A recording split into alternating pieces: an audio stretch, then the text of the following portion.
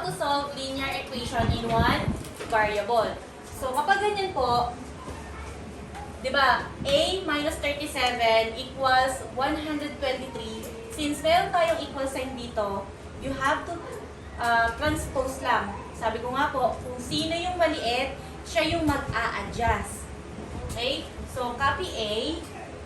Okay? Since magta-transpose ka, ito si negative 37, ilipat mo siya sa tabi ni 123. So, equal 123. Tinranspose natin si negative 37. Again, kapag nagta-transpose, nag-iiba ng sign. So, negative 37, ilipat kay sa tabi ni 123, magiging positive 37. Okay? So, A equals 123 plus 37.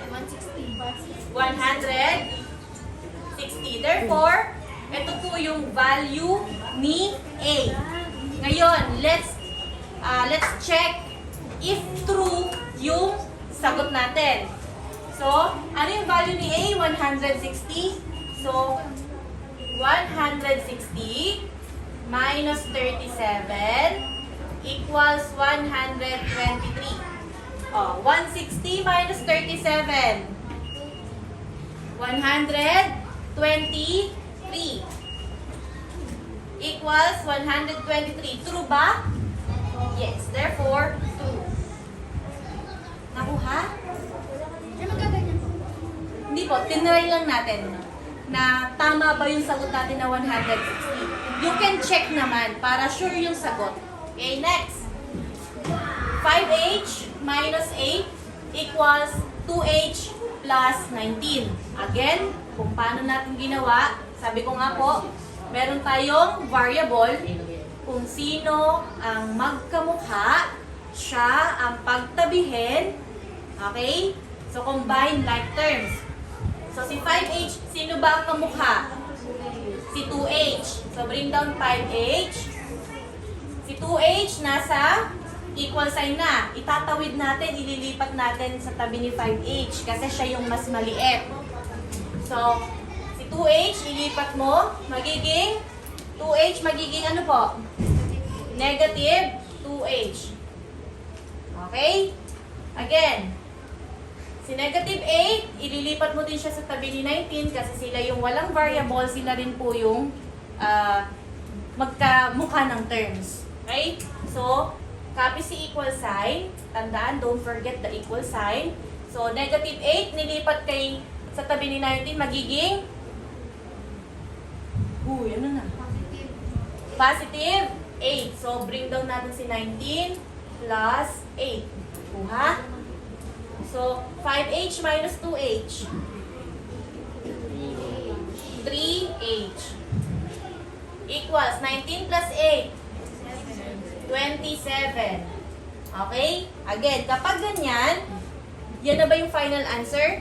Hindi pa. Therefore, tandaan, sabi ko nga po sa inyo, kapag may katabing variable, para mawala yung katabi ni variable, is you have to divide both sides.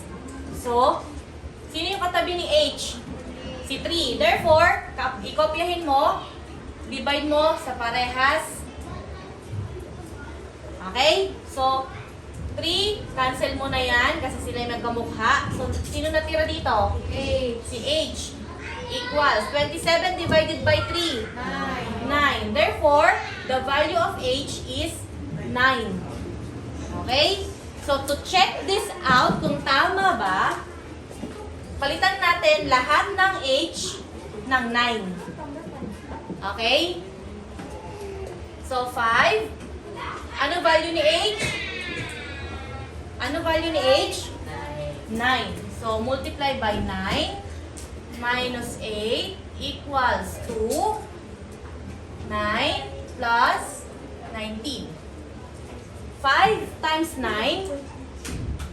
5 times 9. 45.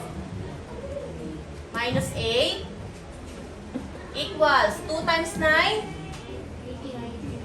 18 plus 19. Okay, then Solve na. 45 minus 8. 45 minus 8.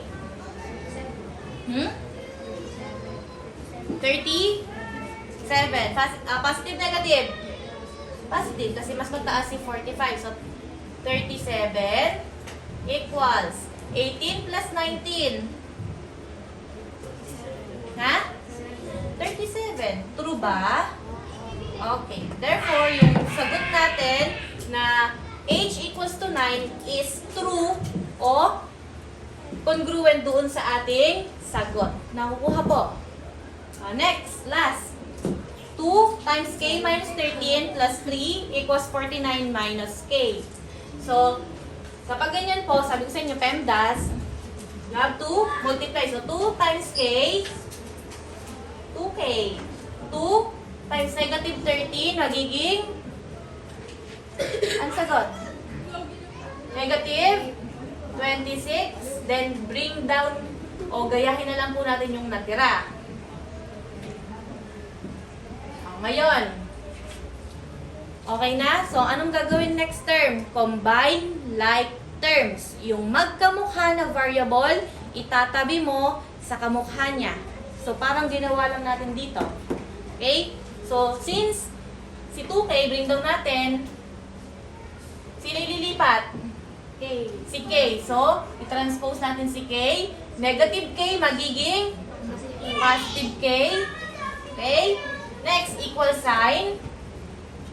Lipat naman natin si negative 26 sa tabi ni 49. So, negative 26 magiging positive 26. Then, lipat din natin si positive 3, magiging negative 3. Then, solve. 2k plus k, tandaan, always may invisible 1 ang variable. So, 2k plus 1k, ano sagot? 3K. 3k equals 49 plus 26, 75. 75. 75 minus 3, 72. 72. Okay? So, again, same ulit para makancel si 3 sa tabi ni k. Divide both sides. So, cancel. Then, k equals 72 divided by 3. 24. Therefore, the value of k is 24. Next, to check this out, 24, palitan natin ng k, ng value ni a, which is 24.